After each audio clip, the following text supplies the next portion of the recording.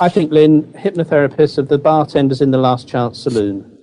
Most often when I say, what people phone and say, can you help me? I say, well, why are you calling me? And they say, because I'm desperate. And they come to us ultimately because they've been to the doctor and maybe the psychologist and maybe the psychiatrist, had half a dozen different Chinese herbal remedies, Reiki, reflexology, and they still don't feel right. And so, and then they come to us.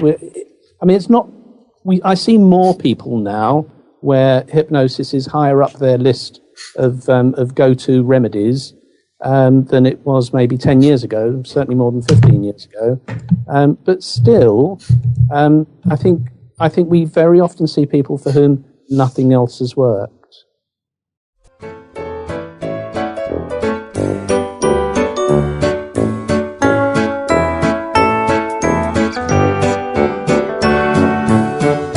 If you knew that you could experience the best life ever, would you try?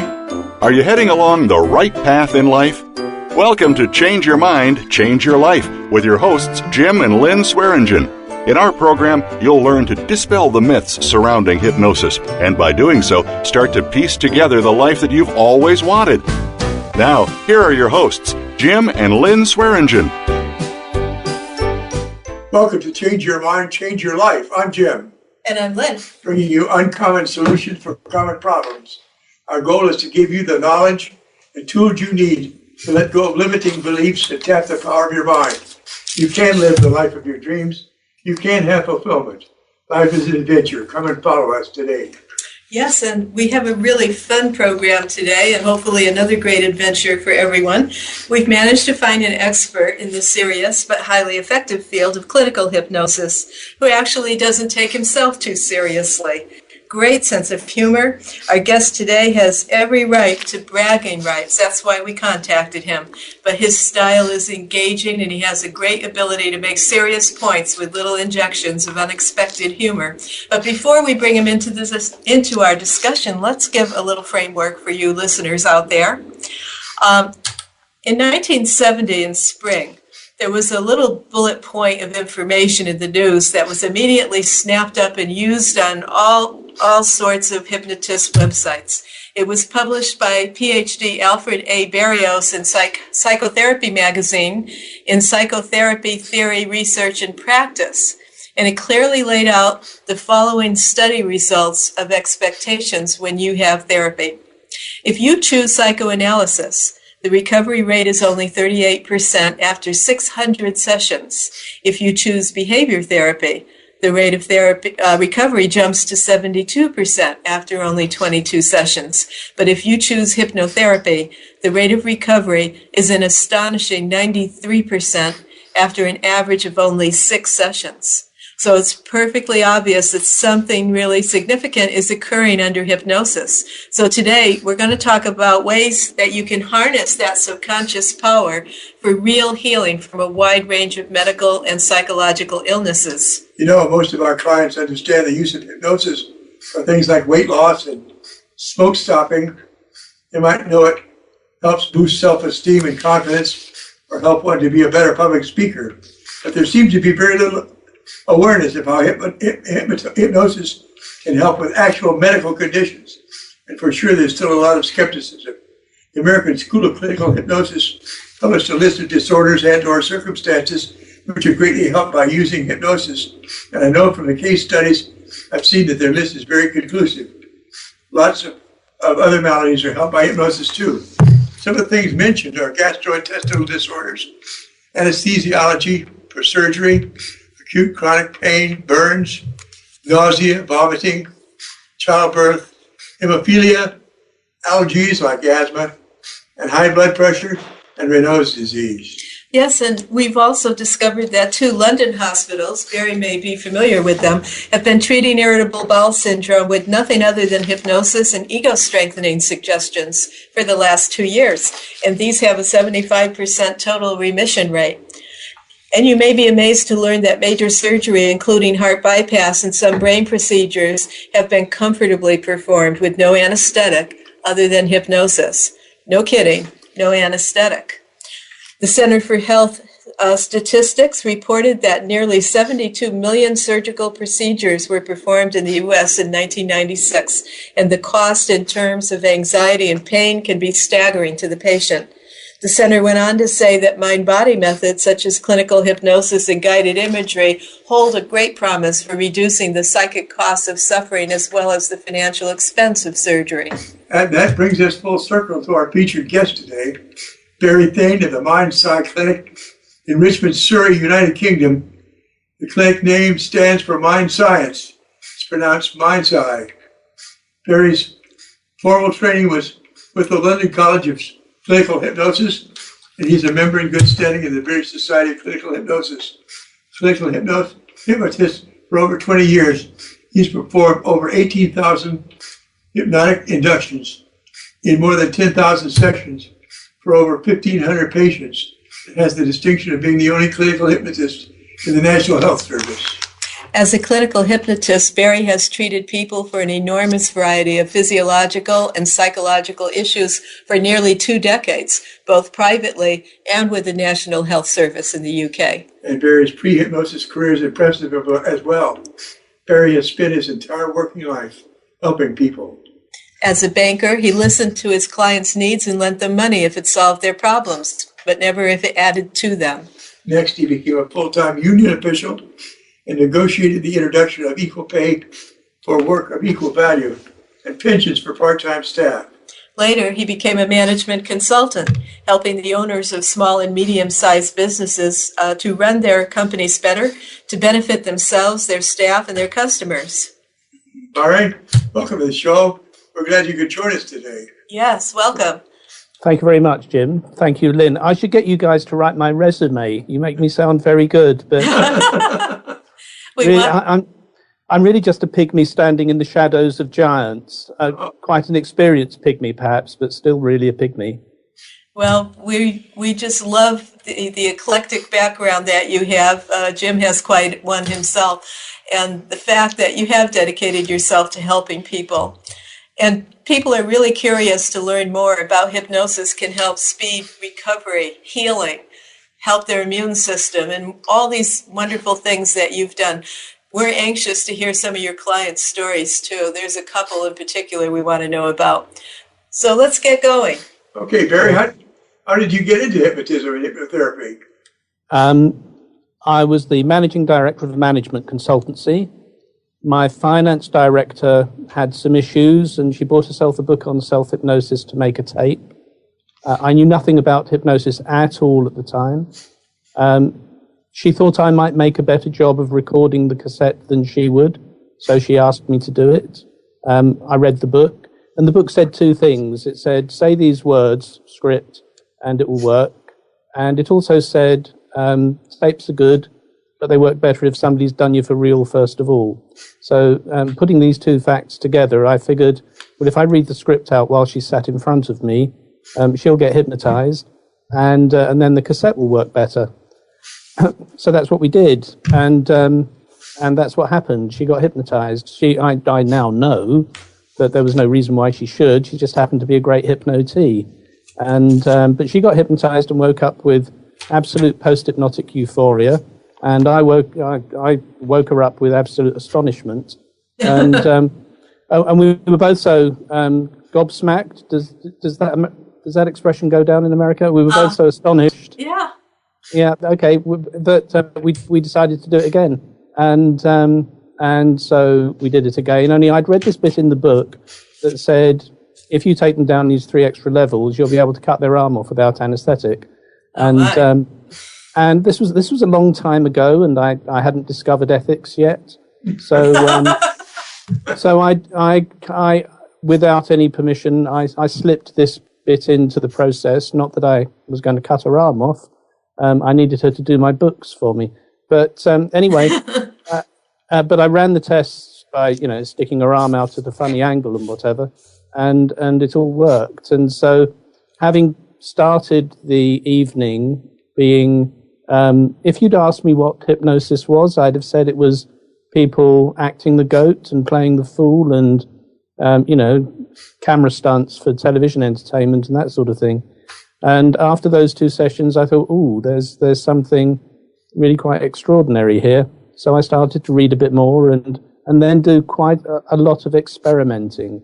I had 100 staff who soon discovered that I was doing this hypno thing, and they'd line up at my door saying, treat my claustrophobia, can you treat my husband beats me with wooden coat hangers?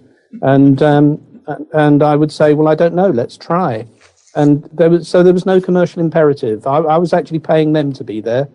They weren't paying me. And so I just did what felt like the right thing to do. I'd never heard of people like Erickson or Ellman. I didn't know they existed. And I did just what seemed right. And I discovered that I could do with some of them absolutely extraordinary things. Just things that look like magic or miracles. Mm-hmm. But I also discovered I couldn't do it with everybody. Anyway, that's how I got into it. Well, you're the first self-taught hypnotist that we've interviewed. So I know you spent and that's an amazing thing in itself. You spent time developing your craft before you went on for formal training. Now you've got letters after your name that I don't even recognize for sure here, PDC, HYP and MBSCH. Tell us about your formal training and what those mean. I went to the London College of Clinical Hypnosis when I decided to do this commercially. Before that, I was just doing it as an amateur. I hope a professional amateur, but still as an amateur. But when I decided to wind the management consultancy down so that I could spend more time seeing my son grow up and needed something else to do to earn some income, I went to the London College of Clinical Hypnosis, did their certificate course, and then their diploma course, and then their practitioner diploma. So the PDC HIP is practitioner diploma clinical hypnosis, and the MBSCH is just that I'm a full member of the British Society of Clinical Hypnosis. So I took the formal training from beginning to end, and if I'm really honest, it taught me a bit about being a therapist, which I knew nothing about before, but it actually made me a worse hypnotist. How so? Well, because I spent a lot, I didn't go there to sort of upset the apple cart, but I knew I could do hypnotism. You know, I knew I could stick people's hands together, and I knew I could do a regression and find out how somebody's claustrophobia came about and take it away from them. And I knew that I could make people have positive and negative visual hallucinations. In fact, my finance director could walk into my office and I could just say freeze and she'd turn to stone. which you know is okay in some relationships, but not in others. In any case, I knew these things were possible, but I spent quite a lot of time at the LCCH listening to lecturers say, you can't do this, you can't do that, you can't do something else. For example, you can't make people do things against their will. Well, that's just not true. I'm sorry. And I know the vast majority of frequently asked questions pages say, it's a completely normal state that you drift in and out of several times a day and you can't be made to do anything you wouldn't normally do. That's not hypnotism. That's something else. But in hypnotism, you can make people do things that they wouldn't normally do. Or, for example, my favorite rapid induction is a wrist lift. And I pick a wrist up, floats in front of their face. Sometimes I'll then say, in a moment I'm going to touch the back of your hand. When I touch the back of your hand, I want your subconscious mind to lift it up towards your face. I want you to use all of your conscious will to stop that happening. I'm not joking. I really want you to try and make sure your hand doesn't go anywhere near your face. Do you understand me? They say yes, they understand me. And then I touch the back of their hand and their hand goes up towards their face. And they can't stop it. Now, that sort of thing seems very ordinary and commonplace to me, but I spent a lot of time in training being told you can't do things like that. And to begin with, I kind of went along with it and tried to do hypnosis their way. Close your eyes, relax your toes, relax your knees, relax your elbows, think beautiful thoughts. And that, you get great relaxation that way. But you don't really get hypnotism. Mm-hmm. I hear you. Well, it's interesting. We spend a lot of our time talking to people about self-limiting beliefs, and apparently, even in the schools that we attend, there's a number of self-limiting beliefs telling you that you can't do things that you clearly can. So I think one of the real big advantages I had was 4 or 5 years of hypnotizing people without anybody telling me what I couldn't do. Right. And the consequence of that was eventually I took my supervisor, who'd been a practicing hypnotherapist for 7 years, who lectured me on my practitioner course when we did post-traumatic stress disorder. I took him to see me work with somebody that I'd worked with before and demonstrated some of the things that I could do, and then got him doing it. And then about 3 weeks later, he left a message on my answering machine saying, "Barry, I have to call you and tell you I've just hypnotized somebody for the first time."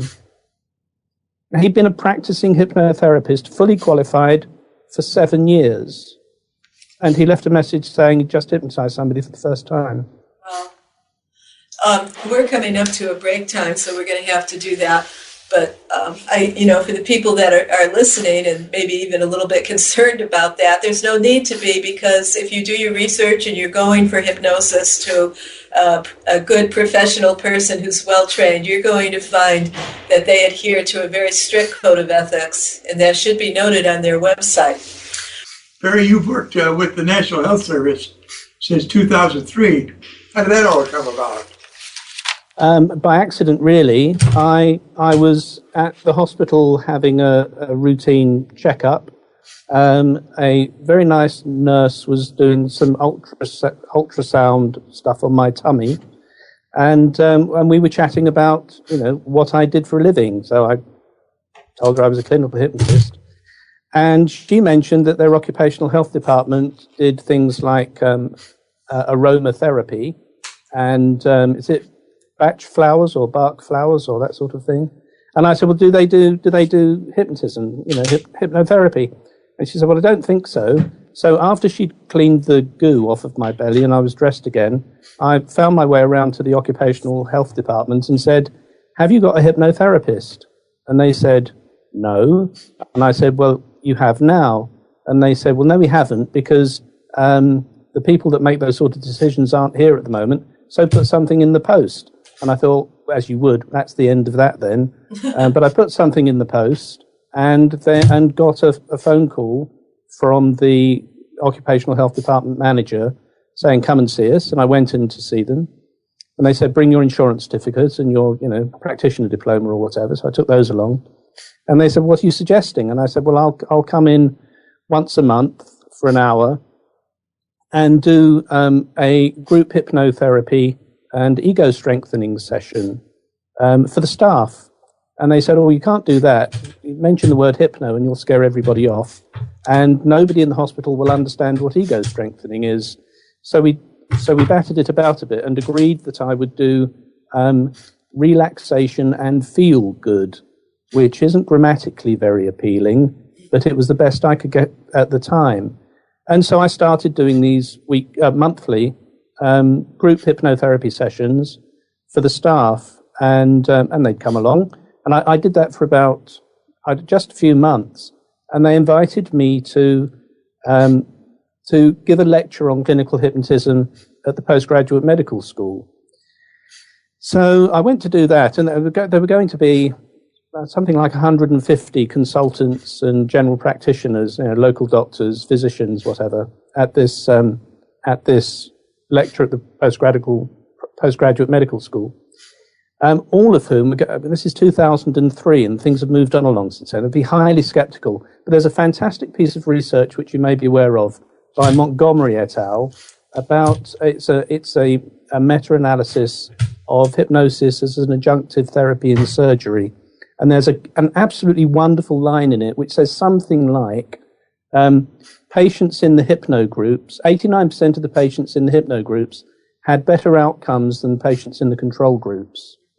89%. Wow. Well, I put that up very, very early on in my presentation to all these eminent doctors and said, if there was something that gave 89% of your patients a better outcome, you'd want to know about it, wouldn't you? And they really couldn't argue with that. So I had their interest from there on in. And as a consequence of that, afterwards, I had local GPs writing to me saying, can you send us some of your leaflets? Which was a nice way around. And I went on doing the group therapy, continued to do the group hypnotherapy things, made special presentations on occupational health open days and that sort of thing. Did a few specials like stop smoking cessation on the oncology wards. You'd think they had enough motivation, wouldn't you? But not necessarily. No. And over time, I was allowed to have my own page on the hospital intranet because the hospital provided occupational health services for all the GPs, the primary care trusts, other hospitals around, including the Royal Hospital for Neurodisability. I became the sort of de facto clinical hypnotist for all of those. In fact, the reason I was the only clinical hypnotist in the entire national health system was because I invented the term.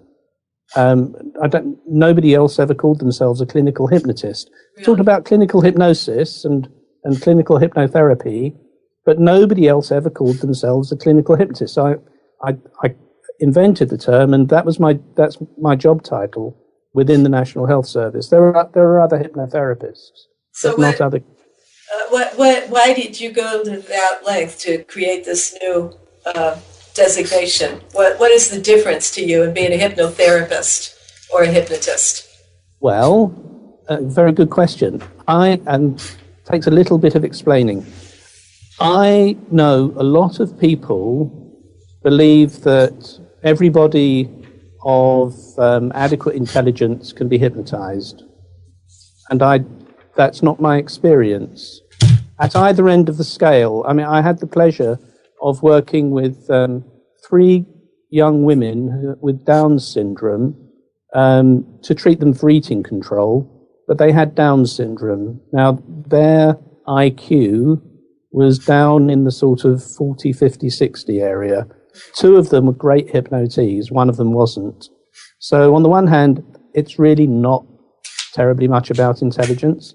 On the other hand, I think there are some people who are great hypnotees, and there are some people who are okay hypnotees, and there are some people who, for whatever reason, aren't good hypnotees at all. But we're talking about hypnotees in my terms, and that's not just somebody who can close their eyes and relax. Everybody can do that. And I think there are a lot of hypnotherapists who read scripts and get people sort of relaxed and do psychotherapy light. And I think really they do relaxotherapy rather than hypnotherapy. And you can't do much. I do it too. That's what I do in group hypnotherapy. It's really relaxotherapy. Occasionally people get hypnotized, but it's kind of more by luck than judgment. There's a large body of people in the middle of the spectrum who are okay hypnotees, and you can do lots of good things with them.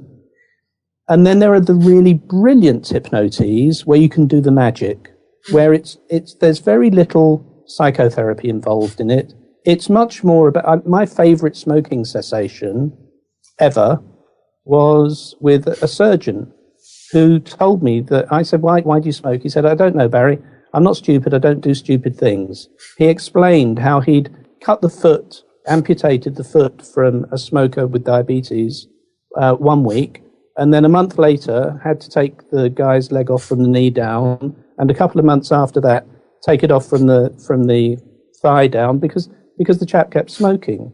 And he was performing these amputations for diabetic smokers and carried on smoking himself. He said, I'm not stupid, I don't do stupid things. I hypnotized him and said, you're not stupid. He was a great hypnotee. I said, you're not stupid, you don't do stupid things. That was the entirety of the therapy.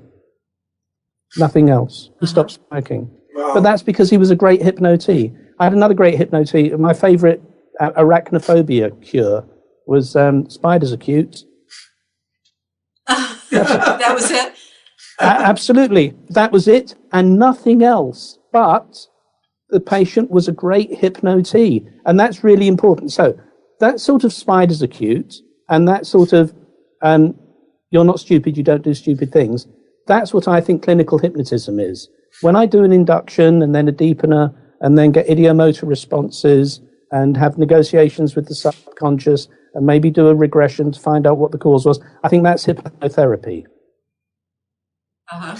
And so I make that distinction between relaxotherapy for the really poor hypnotees, hypnotherapy for the large band in the middle, and clinical hypnotism, which you can do with the people who are just great hypnotees. All right. What now that you had gotten into the hospitals in the way that you did, and set yourself up as a clinical hypnotist, what sort of conditions did you end up treating? Give us a great. There are two case studies that you gave. One was Pigeon Punjabi, and the other one the banker. Those are two that we read on your website that we were really intrigued with. We'd like to hear about those, but tell us whatever you want to about the kind of work that you've done that's been exciting. Well, I had a reference from one of the dermatology consultants at the hospital to treat somebody for hyperhidrosis, which is profuse, really abnormal profuse sweating, and this chap had surgery for the hyperhidrosis, and bizarrely, the result of the surgery, which he'd had done, first under one armpit, I think, then under the other armpit, was to cause him to sweat just as much, but from different parts of his body. So he was sweating from places you wouldn't usually expect to sweat from. He came to see me, and I think in the first session, he was an okay hypnotee, not a great one. In the first session, we managed to, well, I was trying to stop him sweating profusely. Obviously, that's what I was trying to do. That didn't happen. Instead, he went back to sweating from the places that he'd been sweating from before, the places he'd normally expect to sweat from, instead of the ones that he was sweating from after the surgery. So that was progress. Uh-huh. And then, well, it really was for him, because he felt a lot more normal sweating under his arms than he did sweating from the back of his hands, which was very peculiar. But having done that, we did then manage to get the hyperhidrosis to remit altogether. I think I've treated people who have all sorts of medical conditions, dystonias, eczema. I saw a girl with the world's worst case of acne.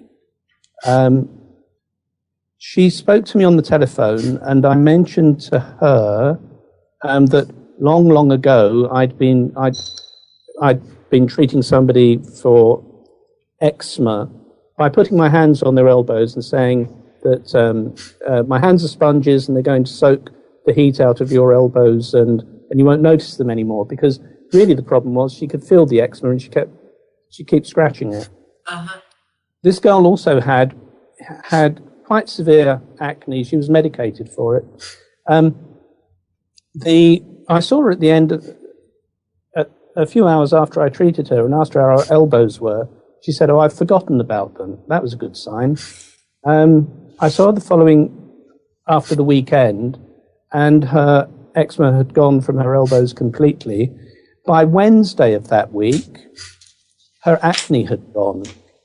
Now, I hadn't tried to treat the acne at all, but her acne had gone, and she was utterly convinced that it was because of what I'd done. Now, maybe it was just that her medication kicked in. I don't know. Anyway, I mentioned this story to a girl a young woman who phoned and said, could I treat her for acne? And I said, I had done in the past, and it works with some people, not with others. She came to see me, and when I opened the door, I was shocked. I don't wish to be cruel, but accurate. She looked like she just walked off the set of a horror movie.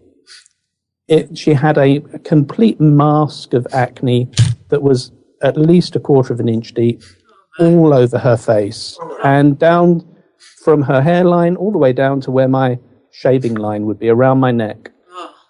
And then she had it over her breasts as well.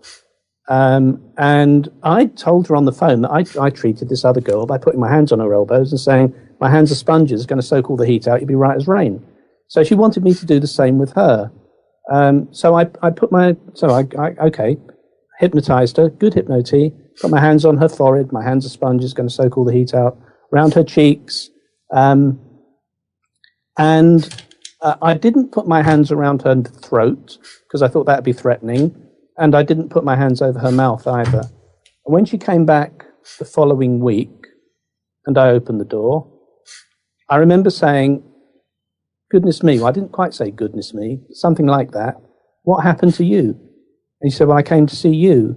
And most of the acne had cleared, except around her mouth and around her neck, where I hadn't put my hands. Amazing. Yeah, I know. Astonishing. Well, so the second time around, we did the mouth and the neck as well, and some work on her breasts, which were also very badly afflicted with this acne. And after that session, her breasts improved, but not much improved around her face. And so for the third session, she was a bit disappointed. We did some more, and then she came back after that, and her face and her breasts were almost completely clear. We then left it for a month, and she came back. And she always used to turn up wearing sort of jersey shorts and a vest, like she'd come off a netball pitch. And you know, young people are like, it was very easy to see her bra straps. And on this last session, you couldn't help notice she had these lurid pink bra straps. And she said, what do you think of the bra? Don't forget, I treated the acne on her breasts as well. What do you think of the bra? I said, well, it's bright pink. She said, isn't it just? She said, I went to La Senza, which is a lingerie store over here. And I used to hate buying bras because I couldn't bear to look at myself in the mirror. But I just went to La Senza the other day and bought myself 6 new bras. And I thought that was wonderful. You've described methods that you use and some astonishing cures and help for people. After you started doing this kind of work, did your relationship with mainstream medicine change any over the years? Yeah, quite a lot. To the point where now, if there's an occupational health open day at the hospital, when everybody else is standing in the main room handing out leaflets about this and that, I take a little room at the side, take my couch in, and I run 20-minute speed hypno sessions, which is from 9 o'clock in the morning until 3 in the afternoon. I see one person after another for 20 minutes each. So it's a rapid. First of all, what do you want to take away with you that you didn't have when you came in, or what do you want to leave without that you did have when you came in? Then a rapid induction, brief intervention, wake them up again, and make sure that everything's working properly, and then one after another. Now, I mentioned earlier that when I first started working with the hospital, I couldn't even say hypnotherapy because they thought it was, too far out there. Mm-hmm. Now I get to email the whole group and all the bits within it advertising speed hypno sessions, and that's an indication of how the relationship has changed. Not just for me, I think, but for the relationship between mainstream medicine and hypno anything in this country recently. And actually, I sing in a choral society, and a couple of weeks ago I happened to be sitting. I'm a bass. I was sitting next to an alto. We were doing the Mozart Requiem, and the alto said, "What do you?" So I thought that's interesting, and then it turned out that her practice is about 2 blocks away from where I am. So that was very interesting. And then she asked me what I do, and I said, well, I'm a clinical hypnotist. She said, are you really? I'm always getting asked if I know a good hypnotherapist, for smoking and weight loss. Have you got any leaflets? Have you got a business card? And of course, if I was commercially minded, I would have had, but I'm not really.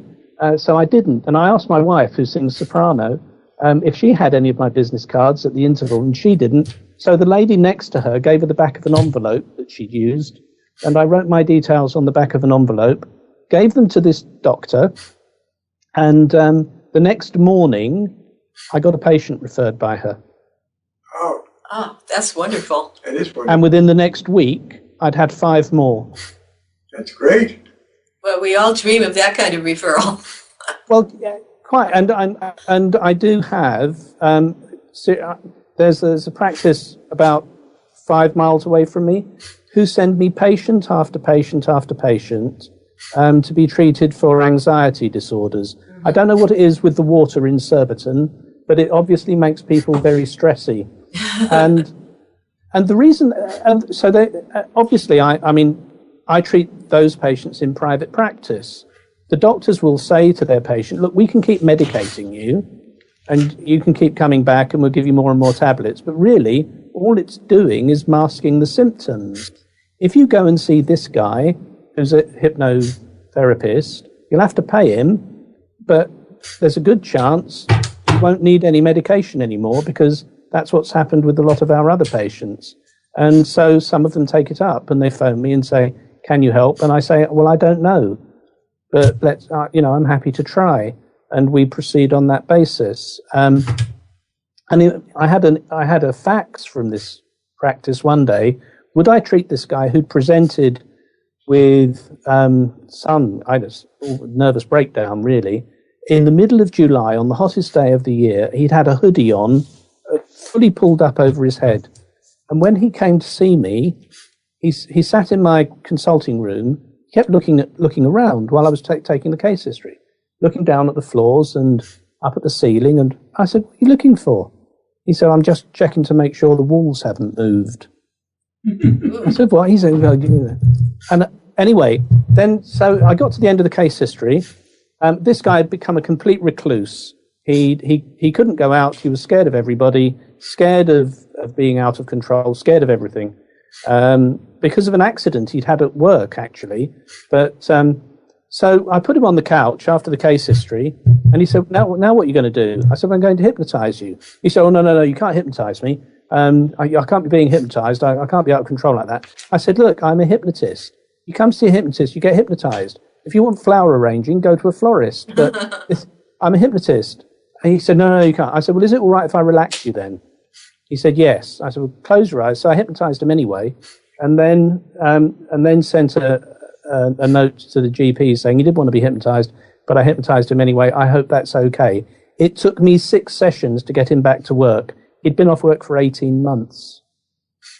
And what can I ask what the root cause turned out to be?